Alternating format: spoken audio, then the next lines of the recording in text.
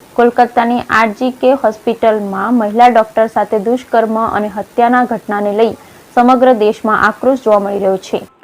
કોલકાતાની આરજીકે હોસ્પિટલમાં મહિલા ડોક્ટર સાથે બળાત્કાર અને હત્યાની ઘટનાને લઈ દેશભરમાં આક્રોશ અટકવાના નામ નથી લઈ રહ્યો. ઇન્ડિયન મેડિકલ એસોસિએશન દ્વારા શનિવારે જાહેર કરવામાં આવેલ દેશવ્યાપી હડતાલના ભાગરૂપે સુરતની ખાનગી હોસ્પિટલના 1500થી વધુ તબીબો પણ હડતાલમાં જોડાયા હતા. સવારથી શહેરની 350 હોસ્પિટલમાં ઓપીડી સેવા બંધ રહી હતી.